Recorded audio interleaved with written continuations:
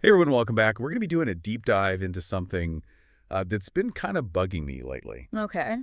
And it has to do with this sense of apathy that you kind of see in young South Africans, you know? Right. And almost like these traditional milestones and aspirations are kind of losing their shine a bit. You know what I mean? Yeah. I'm really curious, like, to unpack why that might be. That's a fascinating point. I mean, it's definitely something that's on the radar of sociologists, economists, people who are studying these kinds of trends. Uh-huh. If you think back a generation or two, the path seemed pretty straightforward.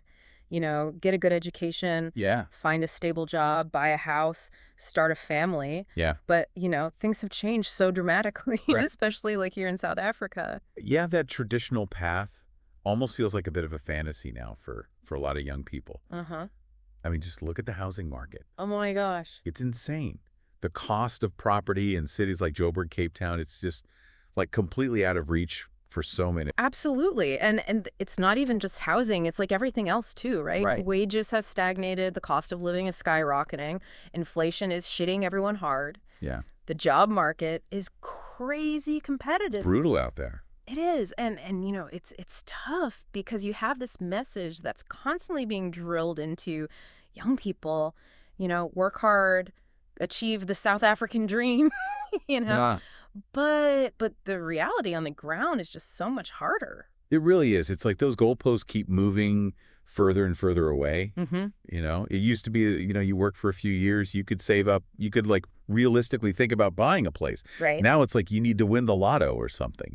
Yeah. So no wonder people are just like, I give up. I think this really ties into some fascinating sociological theories. If you think about like Emil Durkheim, Okay. he talked about this concept of anomie, right? This feeling of like normlessness that happens when society's norms and values, they don't seem relevant anymore. They're not attainable. They don't make sense. They don't make sense. And we might be seeing a form of that like playing out among like Gen Z right now, Yeah. where these traditional markers of success and stability, they just feel completely out of reach. Totally. And it leaves them feeling adrift. Yeah, I see what you mean. Yeah. Like, if the old rules don't apply anymore, it makes sense that people would start questioning everything. Exactly. And this is not just some, abstract theory. This has very real consequences. Yeah. Like, we see it in declining rates of homeownership, marriage, even having kids. Uh-huh. Like, these traditional milestones, they're losing their appeal. Absolutely. And on top of all of these economic and social shifts, there's like another layer we need to consider, the impact of the digital world. Right. We're living in a world that's increasingly defined by what Jean Baudrillard called hyperreality, where the lines between reality and simulation become super blurry.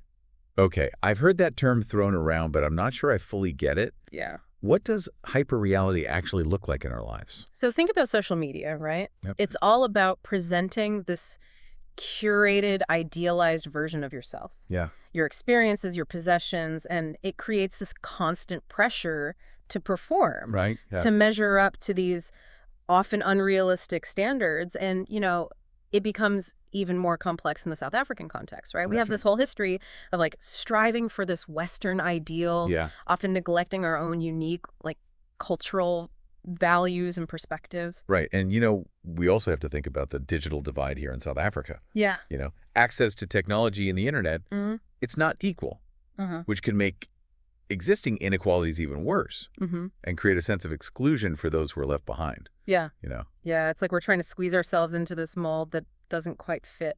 Oh. And all this comparison, it can lead to, feeling inadequate or anxious or even hopeless in a way. Yeah. And I guess that brings us back to like the apathy we were talking about earlier. Mm-hmm. Like, how does this hyperreality tie into that? Well, I think they're kind of two sides of the same coin. Okay. When you're constantly being bombarded with these images of perfection, these lifestyles that you just can't reach, Yeah. it's incredibly demotivating. Like, Right. why even bother striving for something that just seems impossible? Yeah. You just kind of check out. It's easier to just check out. Retreat into the digital world where you can at least feel like you have some control. Exactly. So it's like a coping mechanism almost. Yeah. Like a way of dealing with this like overwhelming sense of disillusionment and pressure. It is. But here's the thing. This detachment, this apathy, it can become a self-fulfilling prophecy. Oh, okay. If you believe that you can't make a difference, if you believe that your actions don't matter, then you're less likely to actually engage in the real world. You're less likely to try and change things for the better. That's a scary thought. Yeah. And it's even more concerning when you think about the very real problems we face in South Africa. Oh, absolutely. Poverty, inequality, unemployment, climate change. We need young people to be actively engaged in finding solutions, not retreating into apathy. We do, and this is where we need to be careful not to fall into the trap of, generalizing about an entire generation. Right. Not all young people are apathetic. In fact, we see incredible examples of activism and innovation and social entrepreneurship coming from Gen Z. Yeah. They're using technology to connect, to mobilize, to create change. That's a really good point. Mm. It's easy to get caught up in the negative narratives, but there's so much positive energy and potential out there. Definitely. It's just about finding ways to channel that energy, to bridge that gap between the digital world and the real world. And that brings us back to this idea of agency, Okay. How do we empower young people to feel like their actions actually matter? Right. They can make a difference. Yeah. How do we do that? We need to create spaces for them to be heard, to participate in decision-making processes, Yeah. to contribute their unique skills and perspectives. It's about moving beyond those tokenistic gestures. Yeah, And actually creating meaningful opportunities for engagement. absolutely. And it's not just about, providing platforms for young people to voice their opinions. It's about actually listening to them, Right. taking their concerns seriously, and working together to find solutions. It requires a shift in mindset, both from older generations and from institutions. Right. We need to recognize the value of young people's contributions, their creativity, their passion, their willingness to challenge the status quo. It's about seeing them not as a problem to be solved, Right. but as partners in building a better future. Exactly. But how do we foster that sense of agency on like an individual level? Right. It's easy to feel overwhelmed by the scale of the challenges we face. It is, but it starts with self-awareness, Okay. recognizing that we're not just passive consumers of information, Right. but that we're active creators of our own realities. Okay. And that creation can begin with something as simple as choosing what we consume, Yeah. what we engage with, what we give our attention to. So you're saying we need to be more mindful of the information we're taking in, Yes. to be more discerning about what we allow to shape our thoughts and beliefs. Exactly. And it's not just about filtering out the negative. Right. It's about actively seeking out sources of inspiration, of hope, of positive change. Yeah. It's about surrounding ourselves with people who empower us, Yeah. who challenge us to think differently, who share our values. It's about building a community of support, Yes. a network of individuals who were committed to creating positive change, both in their own lives and in the world around them. And that's where the power of connection comes in. Right. We're social creatures. We thrive on interaction, on collaboration. And the digital world can be a tool for isolation, or it can be a tool for building bridges, for connecting with like-minded individuals, Yeah. for mobilizing collective action. It's about using technology in a way that enhances our humanity, Yes. that strengthens our sense of community, that allows us to tap into our collective wisdom and power. And that's what gives me hope, Yeah. Despite the challenges, I see a generation that's hungry for meaning, that's passionate about justice, that's committed to creating a better world. They just need the support, the resources, and the opportunities to make that vision a reality. It feels like we've been dancing around this idea of meaning, Yeah. or maybe the lack of it. Right. Like if those traditional paths are kind of blocked off and hyper-reality is so empty, where do young people find a sense of purpose? That is the million-rand question, isn't it? And I don't think there's like a one-size-fits-all answer, but I think Viktor Frankl's work on meaning is really relevant here. Okay. Frankl, he survived the Holocaust. And he argued that even in the most horrific circumstances, we always have the freedom to choose our attitude to find meaning in our suffering. He talked about that in Man's Search for Meaning, right? I remember being really struck by that idea that meaning isn't something we find out there in the world. It's something we create through our actions, our relationships, our values. Exactly. And that's a really powerful message for young people today. Yeah. It's not about waiting for the perfect job, the perfect partner, the perfect life to just magically appear. It's about actively engaging with the world, Yay. finding something you're passionate about, and Yeah. pouring your energy into it. So it's not about achieving some like predetermined definition of success. Right. It's about defining success for yourself on your own terms. Precisely.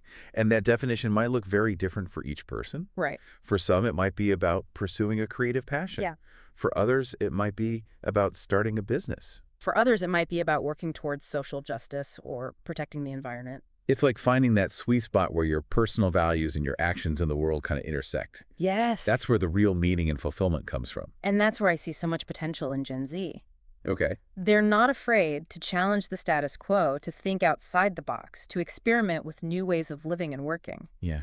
They're driven by this deep sense of purpose, this desire to make a positive impact on the world. So what can we do as individuals and as a society to support that drive, to nurture that sense of purpose?